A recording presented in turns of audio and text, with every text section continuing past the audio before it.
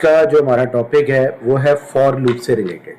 For loop basically क्या काम करता है? फॉर लूप को हम कहते हैं काउंटर कंट्रोल लूप। यानी ये इस तरह से काम करेगा कि आपकी किसी भी स्टेटमेंट को रिपीट करेगा जब तक आपकी स्पेसिफिक नंबर ऑफ टाइम्स तक आपकी कंडीशन ट्रू रहती है। आगे वर्कआउट फर्दर जब तक कंडीशन ट्रू है तो ये स्टेटमेंट एग्जीक्यूट होती रहेगी। जैसे ही कंडीशन इसकी फॉल्स हो जाती है तो प्रोग्राम की बॉडी जो है वो टर्मिनेट हो जाती है।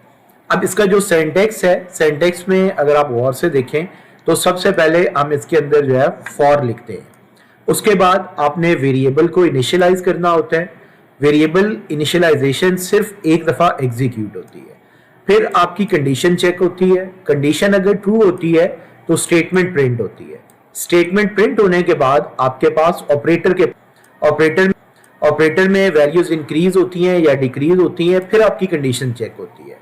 यूं इस तरह से हमारे पास जो पहले कंडीशन एग्जीक्यूट होती है, फिर स्टेटमेंट एग्जीक्यूट होती है, फिर ऑपरेटर्स चलते हैं। इसी तरह से आगे जो नेक्स्ट स्लाइड है इसमें मेंशन है एक्सप्रेशन फॉर लूप में कितनी होती हैं? 3 होती हैं। हम उन्हें सेपरेट किस तरह से करते हैं? Separated by semicolon. इसी तरह मैंने 3 अलग अलग ऑप्शंस मेंशन की हुई हैं कि वेरिएबल इनिशियलाइजेशन जो है ये आपके पास नंबर फर्स्ट एक्सप्रेशन एक ही दफा फर्स्ट आइटरेशन में एग्जीक्यूट होगी और ये इटसेल्फ लूप कंट्रोल वेरिएबल को इनिशियलाइज करने के लिए इस्तेमाल होता है। जो भी हम अपने वेरिएबल की वैल्यूज को स्पेसिफाई करते हैं वो यहीं पर हमने मेंशन करना है। कंडीशन इसमें होती है कि आपने कंडीशन देनी है। अगर आपके प्रोग्राम की कंडीशन ट्रू होगी तो लूप बॉडी जो है वो एग्जीक्यूट होगी। अगर आपकी कंडीशन फॉल्स होती है तो लूप बॉडी जो है वो एंड हो जाती है। जो आपने कंडीशन के बाद में लिखा होता है बॉडी ऑफ लूप के बाद वो आपका एग्जीक्यूट होगा। इंक्रीमेंट या डिक्रीमेंट ऑपरेटर जो है जो आफ्टर स्टेटमेंट इसको एग्जीक्यूट किया जाता है और जब आप इसमें कोई भी वैल्यूज लिखते हैं तो वो उसके अकॉर्डिंग जो है अपनी परफॉर्मेंस दिखाएगा। सेम इसी तरह से अगली आइटरेशन जब होगी तो सबसे पहले फिर कंडीशन आपकी एग्जीक्यूट होगी।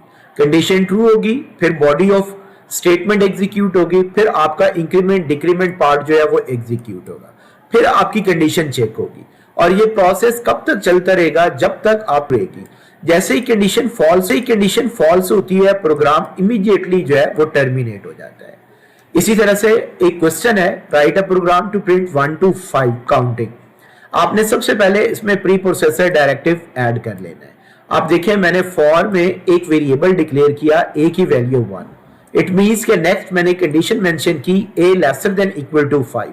कंडीशन ट्रू होने की सूरत में प्रोग्राम की और वो देगी और वो परसेंटेज d की मदद से सिर्फ 1 को प्रिंट करेगा। अब यहां से ऑपरेटर के पास आएगा a++ लिखा हुआ है तो अब a++ के वैल्यू 2 हो जाएगी। फिर कंडीशन को चेक करेगा 2 lesser than equal to 5, condition true है, फिर परसेंटेज d पर आएगा। तब तक चलता रहेगा जब तक आपका 1 2 3 4 5 प्रिंट नहीं हो जाता। जैसे ये प्रिंट हो जाता है लास्ट टाइम वो a की वैल्यू 6 शो करेगा और जैसे ही कंडीशन 6 होगी प्रिंट हो गई और वो वैल्यूज आपकी गलत हो जाएंगी तो डायरेक्ट प्रोग्राम आपका गेच पर जो है वो यानी प्रोग्राम हमारा टर्मिनेट हो जाएगा। इसी तरह से इसका जो एक अदद फ्लो चार्ट है, सबसे पहले आप स्टार्ट करते हैं, वेरिएबल को इनिशियलाइज करते हैं, कंडीशन मेंशन करते हैं, सूरत में स्टेटमेंट प्रिंट होती है, फिर आपका ऑपरेटर एग्जीक्यूट होता है, फिर आपकी कंडीशन चेक होती है। अगर अब कंडीशन फॉल्स होती है तो प्रोग्राम डायरेक्टली स्टॉप हो जाता है। फॉर लूप की अगर समझ आई है तो आप कंडीशन के अकॉर्डिंग इसको एक दफा जो है कम से कम वीडियो को बार बार देखें और उसके बाद आप सी लैंग्वेज का प्रोग्राम बनाएं और एंड पर जो है आपने लाइक और सब्सक्राइब करना नहीं भूलना। नेक्स्ट लेक्चर में इंशाल्लाह वाइल और डू वाइल की हम प्रैक्टिस करेंगे।